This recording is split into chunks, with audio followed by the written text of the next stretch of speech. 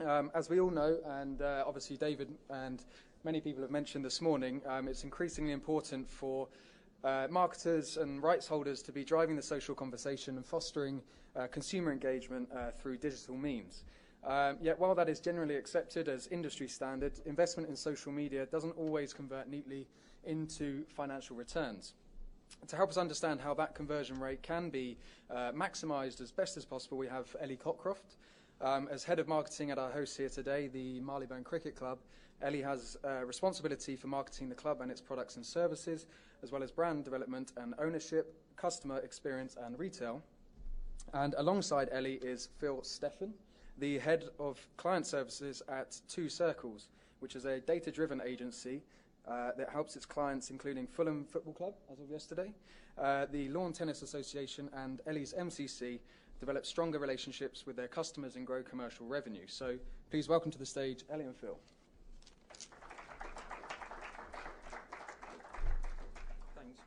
Thanks, Michael. Hopefully my microphone is working. I started one of these presentations a couple of weeks back and realised no one could actually hear me because I had lots of blank faces back. So glad it's working fine. So we're here to talk to you about conversation or conversion and the way you use social media to build engagement, or whether you're using it to drive revenue, or whether you're trying to do both of those things.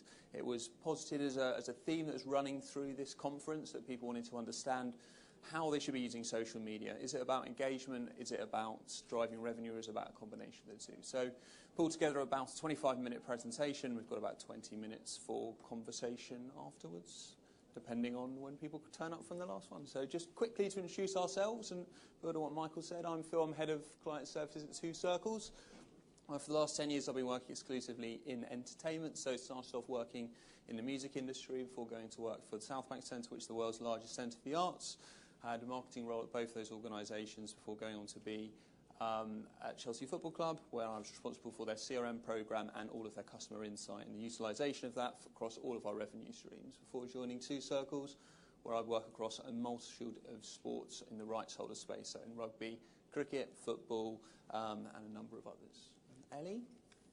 I'm Elly Cockroft. I'm the Head of Marketing here at MCC, and I graduated from the University of Memphis in Tennessee with a Master's in Sports Marketing in 2004, and came back to the UK looking for work and ended up at Lord's, which was a nice gig that I could get when I finished. But since my time at MCC and at Lord's, I've sort of grown up within the organisation, starting as a hospitality executive and subsequently creating the first marketing team that we've ever had here, and everything that goes with that. So I hope you've all had a good day at Lord's today. It's a pleasure to have everybody here. Just to give you a brief overview of what Marylebone Cricket Club is, what Lord's Cricket Ground, and what we do. MCC is a private members club, so that's first and foremost. And we have a public purpose, and that's most evident, if you like, through the work we do at Lord's Cricket Ground, which some of you may have been here for matches and that sort of thing. We've got over 22,000 members on our database, and there's currently a 25-year waiting list to become an MCC member. So my role does not involve trying to recruit new members. But MCC serves many roles, and the one we're obviously most well known for is as the owners of Lord's Cricket Ground, and our responsibility with that is to make sure that we're maintaining Lord's as a world-class sporting venue, and certainly as the world's best cricket venue. But we are a 365-day-a-year business now, and as I'm sure if any of you come from sporting venues, that's very much the norm these days for sports venues to operate 365 days a year instead of just the 10 or 12 for international cricket. So meetings and events is part of that, tours, cricket academy and that sort of thing. So it's very diverse.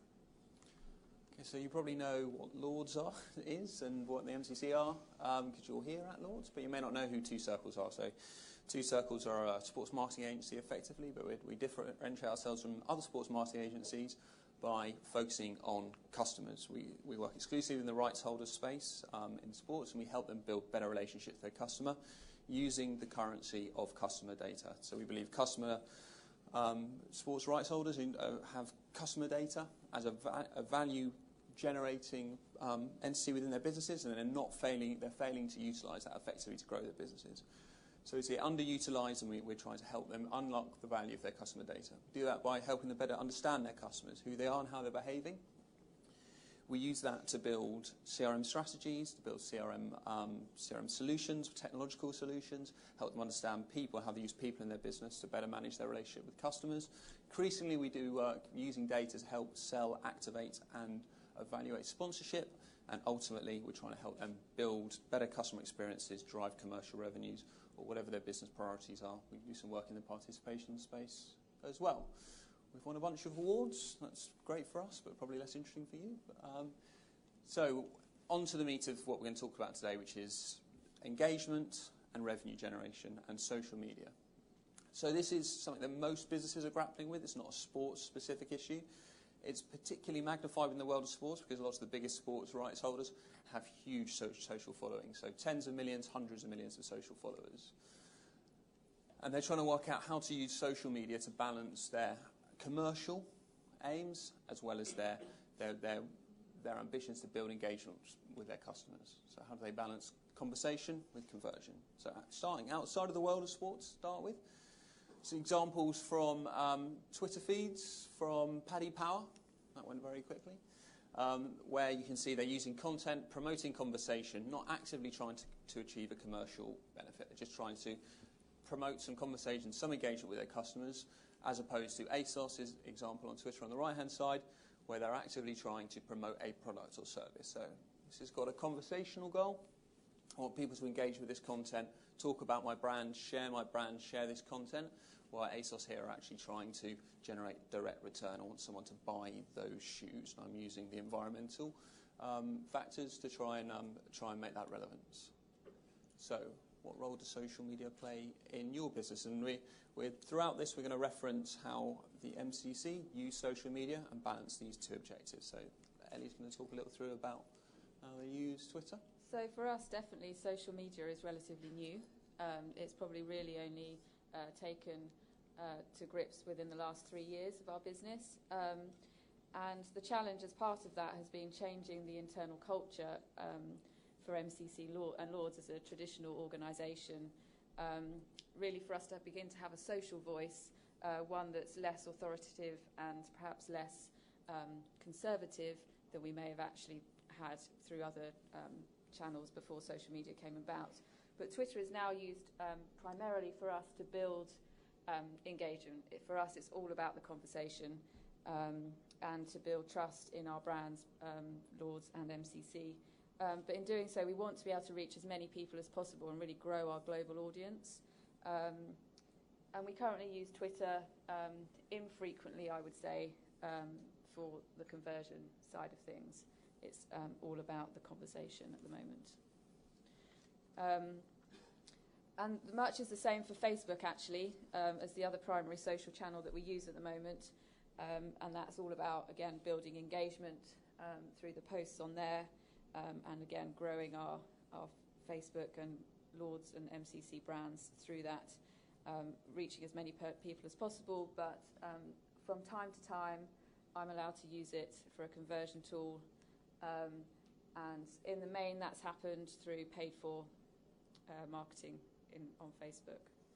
And this is what we see most sports rights holders doing, that they use it primarily, Twitter, Facebook, their social channels, for conversation to build engagement. But they will dip into the conversion every now and again, try and promote a product or service and get some direct response from it. So here, actively, Lords trying to promote T20.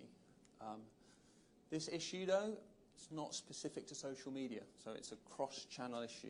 If you're just thinking about engagement and revenue and what we do with social media, then you're missing the broad mix that it fits within. So this is an age-old debate, and so TV, see the same issue, different channel. So the new John Lewis ad that everyone's talking about, some people might be shedding a few tears in response to.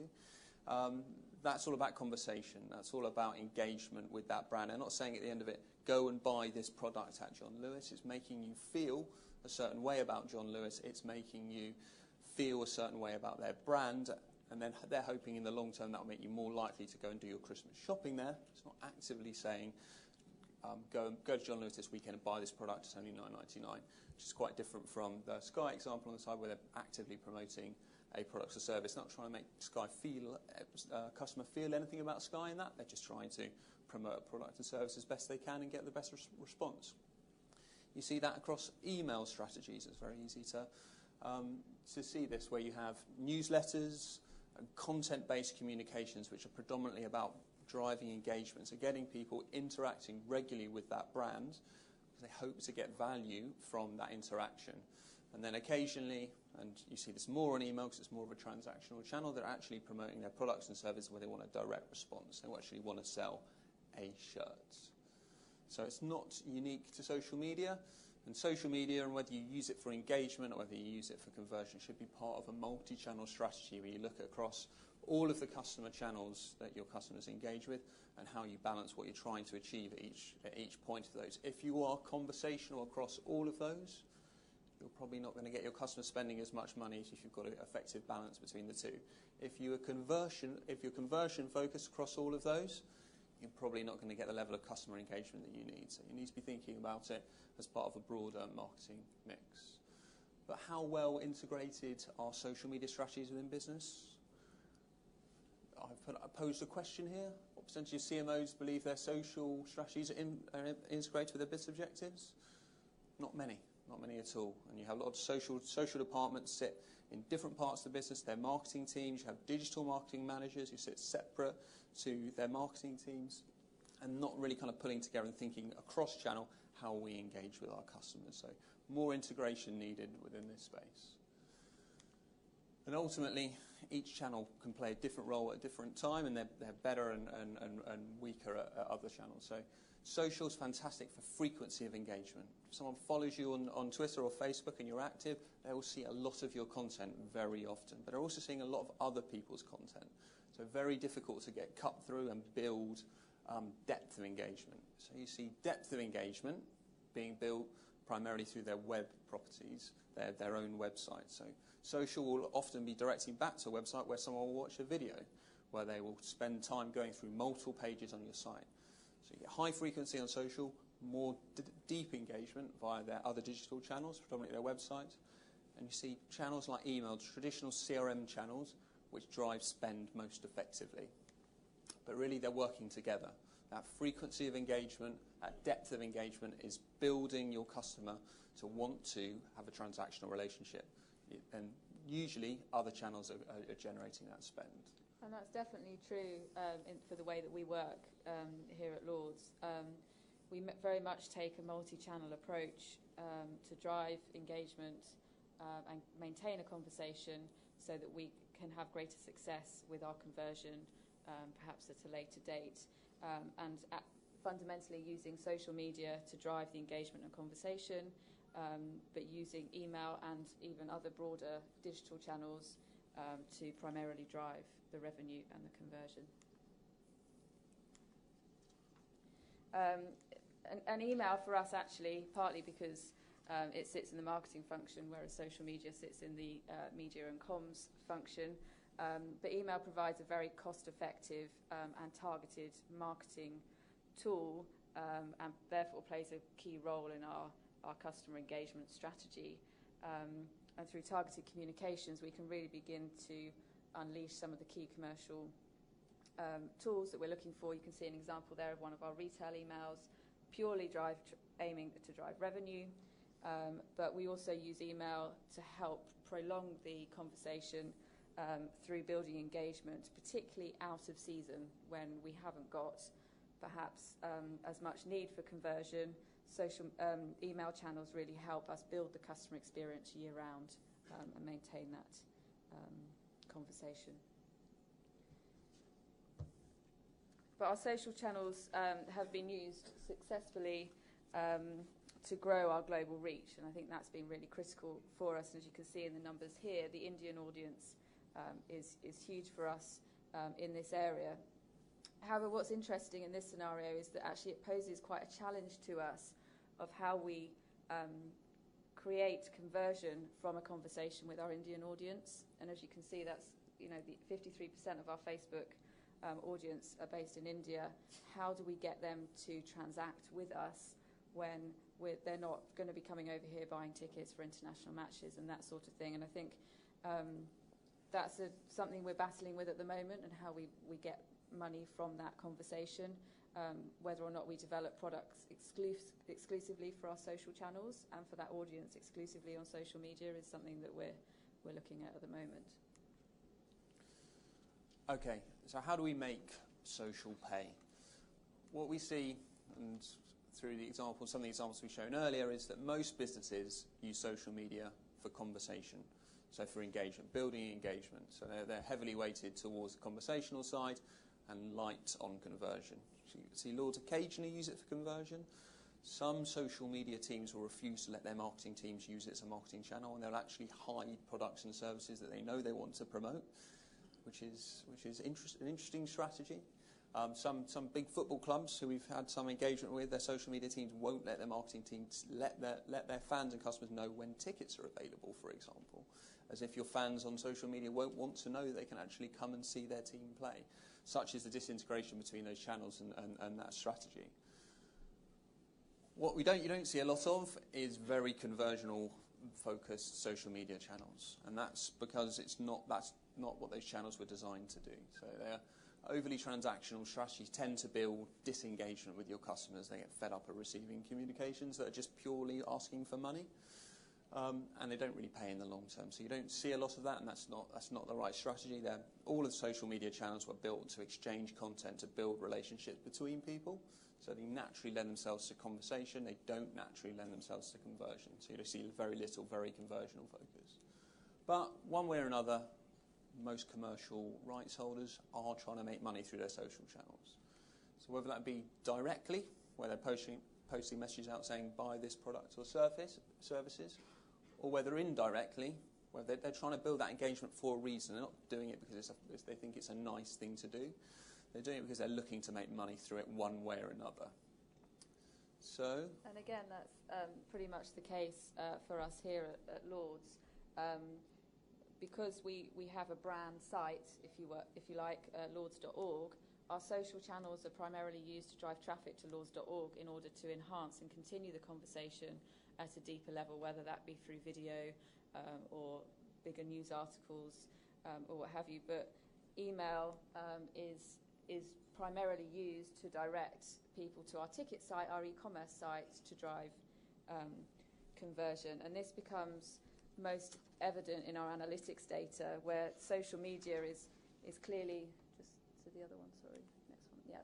Social media is clearly a powerful channel for driving traffic to lords.org. Twitter actually sends more traffic to lords.org than any other website, and that's over 24% of web referrals come through from Twitter. And Facebook is number 3rd in the list there, with over 9% of website referrals coming to lords.org. But email drives more traffic to the ticketing website for the e-commerce and the conversion.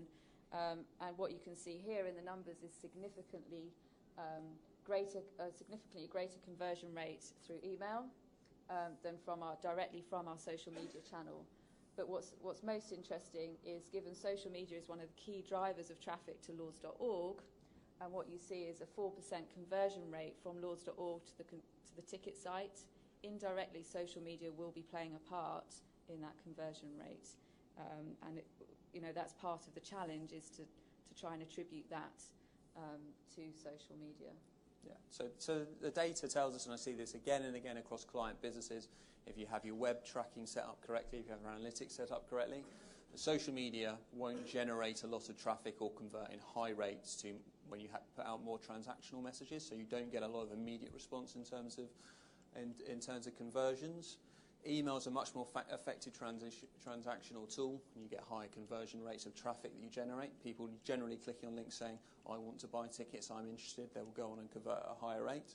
What you see there is your own brand site or clients' brand sites directing traffic of engaged customers through stories, through videos, from social channels indirectly back into your ticketing site, back into your e-commerce sites, generating revenue. So the data tells you can make money through social media, but it's not necessarily direct. And conversation and conversion are inherently linked. The more you drive conversation, the more engaged your customer base, the more likely they are to purchase. So this is one of those stats which are generalised and not specific to any of our clients, but is a general truism that if you properly track customer engagement across multi-channels, if you're able to build engagement with customers, your most engaged customers are going to be significantly more likely to go on to make purchases than those people who are not engaged with your communications or channels. So having a multi-channel conversion strategy that's based around engagement will generate revenue. It's not that their two objectives are not mutually exclusive. Also, that engagement can be leveraged for more indirect revenue streams like partnerships and sponsorships. So partners and sponsors want to use rights holders' brands to amplify their messages and give meaning, resonance to those messages because they're associated with a brand that customers will allow in and fans will allow into their life more than they will do the partner brand. So that engagement, that increasing that engagement also creates more value for commercial partners, not just the rights holders themselves. So kind of key takeaway from this is that engagement should be your primary goal on social. And you need to integrate as part of a multi-channel strategy. Those other channels, if integrated effectively, will convert the engagement that you build through your social channels into revenue. But don't be afraid to use social media to promote your products and services every now and again. Don't hide it. Don't pretend they don't exist and just be focused exclusively on getting engagement. So social as an indirect revenue generation platform is being challenged by social media channels themselves. And as social media channels are sold or bought and develop their own shareholders, they need to make money. They all started off without business plans in place. They wanted to build a critical mass, most of them, critical customer engagement, and then they're looking to monetize that themselves. So similar to rights holders in that respect, they have a massive amount of customer relationships. They're not necessarily getting all the money from that. So you see innovation in the product space from social media channels. So the innovation of Twitter cards, which allows you to capture data, for example, lead generation from your Twitter followers. You see Facebook custom audiences where you can take your own data, aggregate that with Facebook data, and target your customers based on known attributes via social channels. You can, on Facebook, also promote your posts, amplify your posts, amplify it so you make sure your post gets seen by your followers, because Facebook newsfeed will filter some of your posts out. You can make sure they're seen by their friends of friends. And you can use that to capture leads, promote specific products and services, and use it for social amplification to build your brand reach. So social is fighting back and trying to become more of a conversational channel and not just a conversational channel. You also see some brands trying to actively collect social data. So whether it be building data capture mechanisms and promoting that via Facebook and Twitter, or whether it be integrating Facebook Connect, social sign-on, building Twitter apps, Facebook apps, and actually asking people for them to access brands and rights holders to access your data. Things like how many friends you have, what other brands you follow, what you like, what you don't like, whether you're engaged with content or not, and using this social data alongside their traditional, more CRM data sources like transactional data and contact data to build up a full social profile. So they'll actually target people based on their influence. They'll target people based on what brands they like, and we'll use that across their channels. So that means what you're seeing is data and technology being used to actively manage the transition from conversation to conversion. So it's no longer a matter of build up engagement, hope at some point it translates into conversion. You're actively managing that. So whether that be monitoring who's engaging or not engaging with your posts and how they engage with it, seeing whether they go on to engage with your brand sites, your ticketing sites, your e-commerce sites, seeing whether they purchased or not, and when they purchased. If they don't purchase, but they're interested in a product, be able to actively retarget that, whether it be via digital channels and third-party networks, whether it be via email, in one-to-one communications through website personalization. The leaders in this space are thinking truly multi-channel and are making decisions based on customer data and where customers are in their purchase journey and engagement journey. It means they're managing them across all of their different phases of engagement. So whether they're aware of them and they're a fan or a follower, but they've not actively engaged, they're moving them to engage with their brand. They're managing that engagement through to transaction, and once they transact, they're managing their transactional relationship. So they go from purchasing once to purchasing multiple times, purchasing in one season to coming back season on season. So what's traditionally been thought of as CRM Expanded into social CRM is just customer management. Multi-channel, multi-customer type, but true customer management. So that's us done on the presentation, so I'll leave you with a few final thoughts. It's okay to be commercial on your social channels from time to time, but don't expect to make a quick buck from social. So it's about engagement. It's a long-term play. That's because social media is a relationship-building tool. They were built as relationship-building tools. That's what they're very good at. But conversation breeds conversion, both the long-term and medium-term, not necessarily in the short-term. To do that effectively, you need to build a multi-channel strategy across your, based on your customers, and think and act truly multi-channel. Don't just think about social media and allow your social media strategy to be dictated by a department that's separate to the rest of your business. But social media is evolving. My slides keep going very quickly. Customer behaviour is changing, and your ability to react to all of this changing landscape, we believe, will be by how effective you are at capturing data, analysing data, and more importantly, acting on that data as quickly as possible to manage those relationships most effectively and influence your commercial revenue streams. Thank you for the time.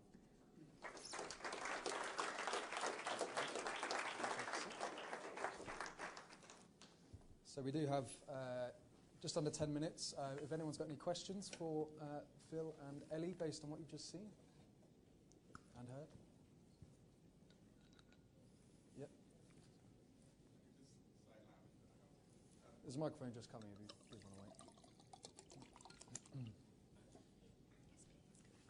Hi there. Thanks very much for that. That was interesting.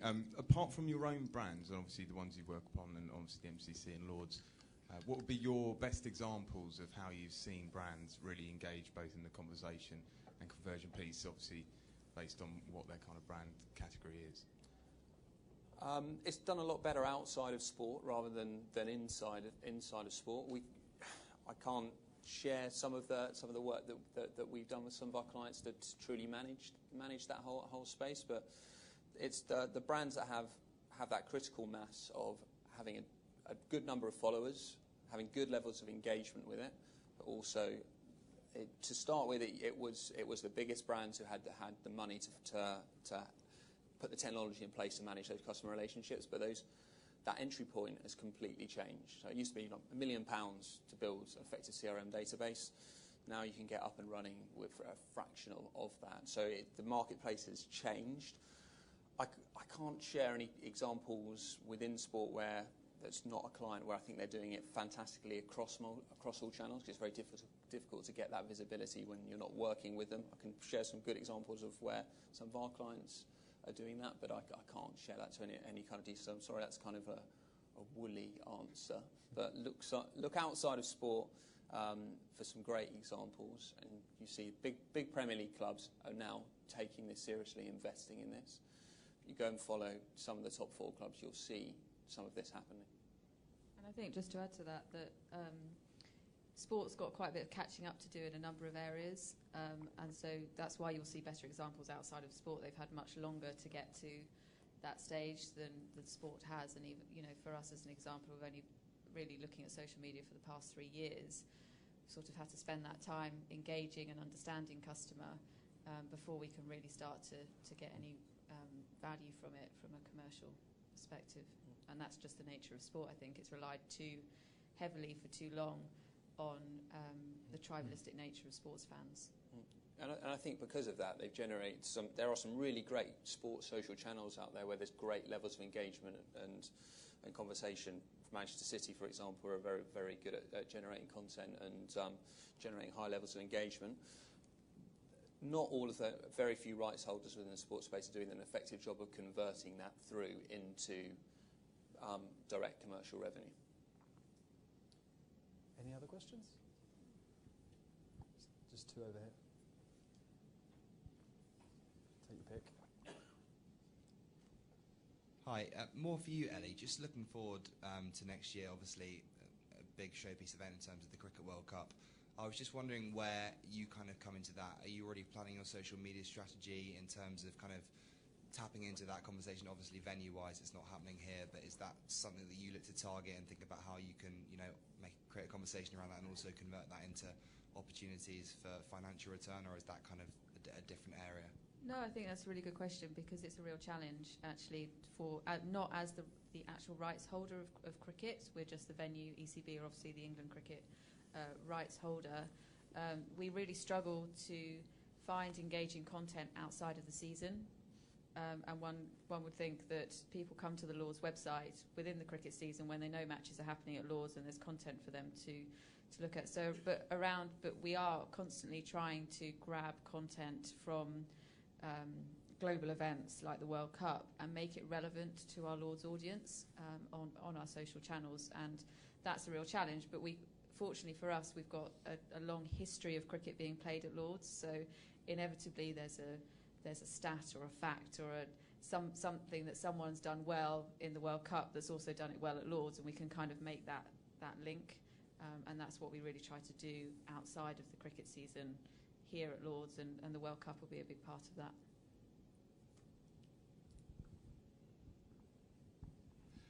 I think one of the stats you said was an engaged fan is 4 times more likely to purchase.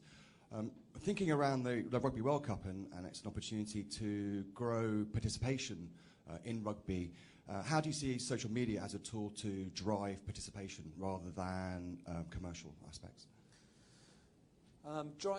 So we've done a few case studies where we've applied some of the kind of tools and techniques that you apply to drive commercial revenue to actually participation, and it's just another objective that you're trying to achieve. So you get similar results, you get similar responses to it. So being engaged with watching rugby, with going to rugby, will make you more likely to go and to actually participate in rugby. But most NGBs and most rights holders aren't thinking about the two alongside each other. So they're thinking about their commercial objectives and they're thinking about the participation objectives, and not effectively aggregating those two. So not actually promoting to people who go to the game or people who follow the game to play the game, or not promote to people who play the game to actually follow the game. And again, it's similar to the point around social media, that there's poor integration between departmental objectives and thinking about a customer and their different objectives and different aspects of their life and managing their in their entirety. Any other questions? One more.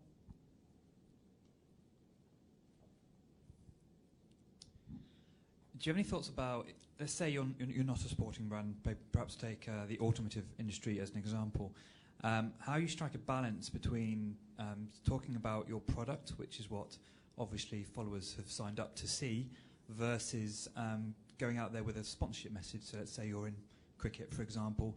The fans may not have signed up to get cricket news, but you want to push out your sponsorship message. So how do you do that without turning people off? So by understanding your customers, so there's incredible data sources out there to determine what your customers are interested in and what they're not interested in. For example, we, for some of our clients, have identified whether a car partner and a football club or a cricket club, whether the cricket club customer base actively drive this car already or not. So do we know that we're going to try and get them to upgrade their current car, or do we know whether they drive another car but we think we can get them to buy the partner car? So that's what we do on the right side of space. And outside of that space, we can go, okay, of people who are the luxury car brand's followers, who are these are engaged with our partner brand, with a football club, for example, and we can use that data to improve the brand's communications to their own base and to people who are actively engaged with their brands. So, for example, if you partner a football club and you don't want to be necessarily activating that partnership via your own channels to people you know who are fans of their rival club. So using that data, you can use it both on the rights holder space and the brand space to activate the partnership effectively and build more effective customer relationships. But it's about capturing that data and using that data. And I think it's a very fine balance as well, from going too far the other way, which I think was perhaps what you were getting at. But understanding your customer and the customer of the partner brand, I think, is absolutely critical to making sure you keep that that balance and don't disengage either party. We've got one more. Thank you. I just had something to add to the previous gentleman's point on the Rugby World Cup and how we can look to increase participation from that. Obviously, no matter how England does, we're hosting it, so people are going to be more interested. I sit on one of the World Cup legacy groups, and I think what the RFU, and in fact each rugby union can do, is signpost how people can get involved. So if you like what you see on the TV, here's where you can go and find your local club.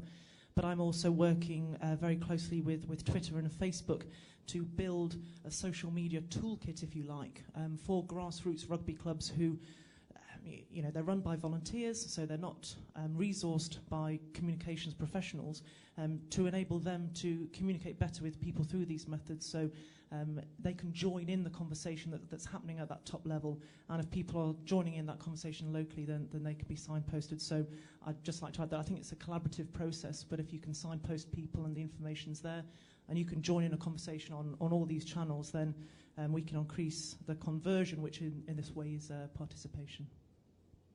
Thanks. Do we have one more question over there? Yeah. We've got time. Sort of one or two pieces of key advice would you give to a TV governing body to build a social media following from a very low base? Bodies necessarily in the sports space. Yeah. But so that that can actually be a useful part of their sponsorship. So if you're going to build volume, you can only do that through great content and through associating with people who've got volume. So these social media channels are content sharing and relationship building tools. So if you can build relationships with people who've got volume already, that will give you an ability to amplify your content. If you put great content out there, that gives you something that people will want to share. Once you become a great content publisher, through the relationships that you build via social media, you'll start growing incredible volume. I think that's exactly where we started. We haven't long been in the social game here, but we had to start from the very basic level of having a Twitter and a Facebook account for starters, and then building content to drive that conversation and grow followers. And we are only just getting to the stage really where we can start to think about, okay, well now how do we get that into a conversion? It takes time, takes patience, and just consistently good engagement with your customers. You needn't hire an expensive agency to create incredible content. You can, like, handheld videos, going to a training ground, watching someone do an incredible skill or a trick or doing something unusual. That people are used to consuming low quality kind of production, but really engaging content. So some of the most viewed videos in the social space are cats playing at home. It's not an expensive agency to come up with a fantastic creative concept and charge you a few £100,000 to develop some incredible piece of production.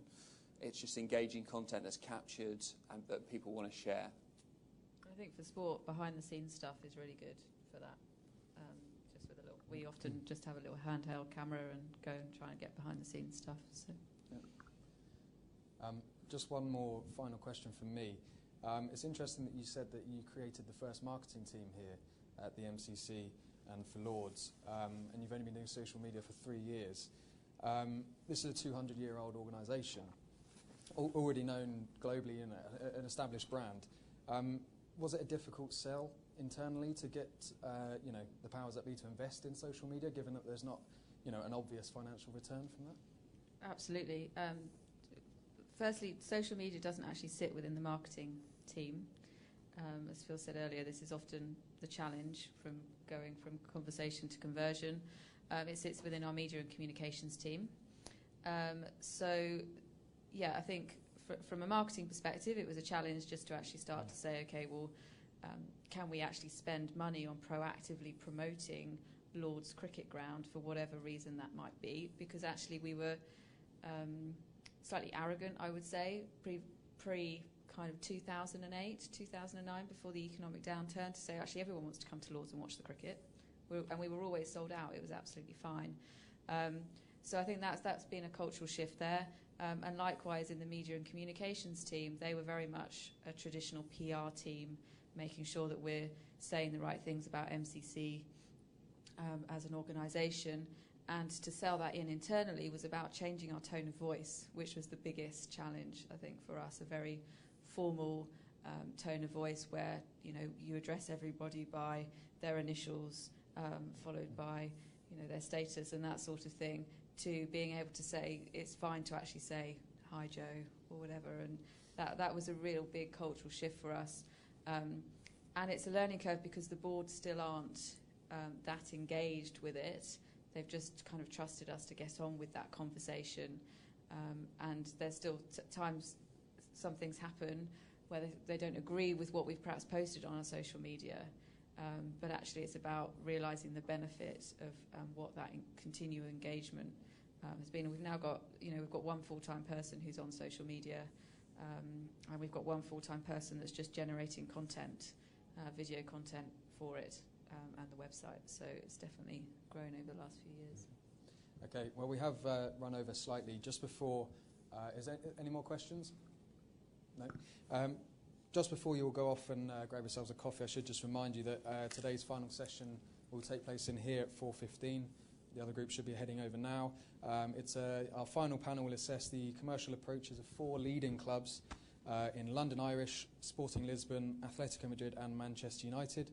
So be sure to check back in half an hour's time, or 25 minutes' time. Thank you. Thank you.